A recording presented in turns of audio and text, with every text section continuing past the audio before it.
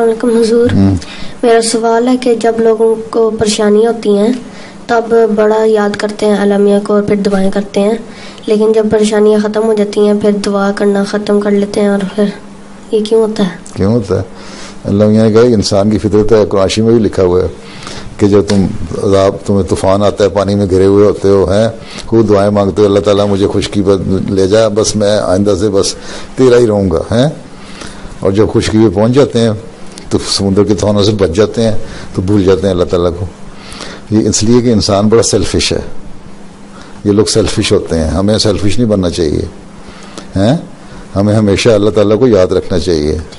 हमें अल्लाह ताला ने इतनी नेमतें दी हैं, यहाँ तुम बैठे हो, तुम जाते हो अपना फ्रिज खोलते हो तो उस वक्त तुम्हें अल्लाह ताला याद आ जाना चाहिए कि तुम्हें जूस भी वहाँ मिल जाता है, ठंड पानी भी मिल जाता है, खाने को चीज़ भी मिल जाती है, फल भी मिल जाता है हैं। घर जाते हो, अम्मा ने तुम्हारे लिए खाना पकाया होता है, तुमने कहते मैंने नहीं खाना तो तुम्हें बर्गर मंगा के दे देती है, या तुम कोक पी लेते हो या कोई जूस पी लेते हो हैं। इसी तरह इन बातों पर शुक्र करना चाहिए अल्लाह ताला। कपड़े पहनना लगो तो कपड़े मिल जाते हैं, ठीक, हर बात पे अल्लाह का शुक्र करना चाहिए। तुम दुआ करते हो, अल्लाह ताला कोई तुम्हारी दुआ कबूल कर लेता है ना, कभी की होगी ना जी, हाँ, तो बस उस पर शुक्र करो, फिर हमेशा याद रखो। जो लोग याद नहीं रखते अल्लाह को, इसका मतलब वो सेल्फिश हैं, खुद गर्ज हैं। और अल्लाह ताला कहता है खुद गर्ज ना बनो, मुझे हमेशा याद रखो, तुम मेरा शुक्र करोगे मैं तुम्हें इनाम तुम्हारे और बढ़ाता जाऊँगा।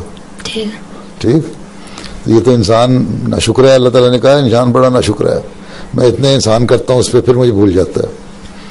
जो नेक लोग होते हैं, जो अहमदी बच्चों को याद रखना चाहिए सारों को कि अल्लाह ताला ने इतने इनाम हम पे किए हैं, इतने एहसान किए हैं। सबसे बड़ा एहसान तो ये कि अहमदी बना दिया, नहीं तो हमारे में भी 15 साल की उम्र में जाने के सोच रहे होते हैं हम आईसिस में जाकर लड़ाई करें हैं।